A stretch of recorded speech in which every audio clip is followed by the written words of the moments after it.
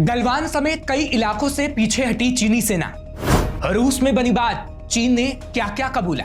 नमस्कार दोस्तों, मैं हूं आपके साथ हर्ष भारद्वाज। चीन जो विस्तारवाद की नीति अपनाता है और दूसरे देशों की जमीन हड़पने की कोशिश करता है, अब उसे समझ में आ गया कि भारत के साथ वो ऐसा नहीं कर सकता और भारत के सामने उसकी दाल नहीं गलने वाली।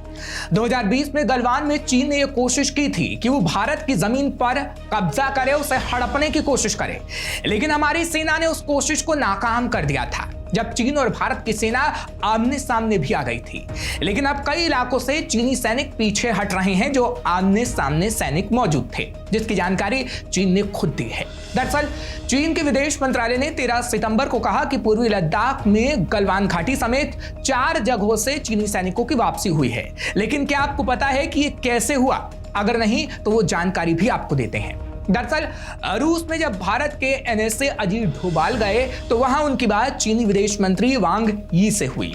इस दौरान सीमा मुद्दों को हल करने के लिए बातचीत हुई। फिर चीन ने अपने सैनिकों को पीछे हटने को कह दिया, यानी आमने सामने जो भारत और चीन के सैनिक थे, अब चीन के सैनिक पीछे हटे हैं।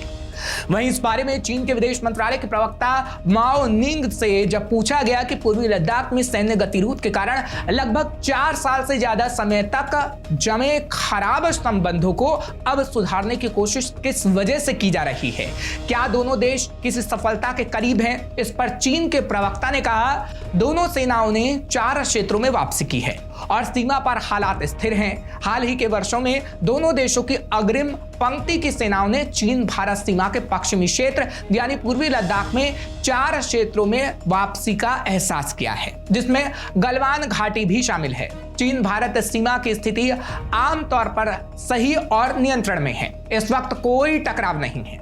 चीनी विदेश विभाग के प्रवक्ता का बयान तब सामने आया है जब एक दिन पहले भारतीय विदेश मंत्री एस जयशंकर ने जिनेवा में कहा था कि चीन के साथ सैनिकों की वापसी से जुड़ी समस्याओं का लगभग 75% समाधान हो चुका है। लेकिन बड़ा मुद्दा सीमा पर बढ़ता सैन्यीकरण है।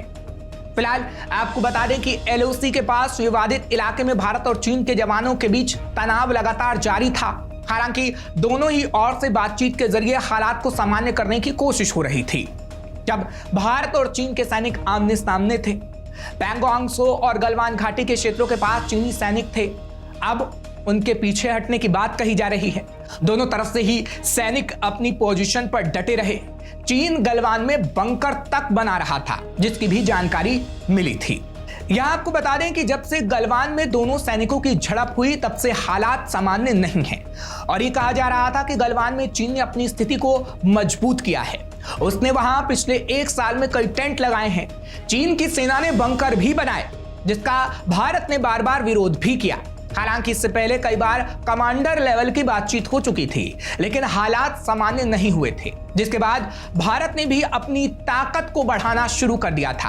भारतीय सैनिकों ने डेमचौक और दौलत बेग ओल्डी सेक्टर में निगरानी बढ़ा दी थी, लेकिन अब हालात सामान्य बताए जा रहे हैं।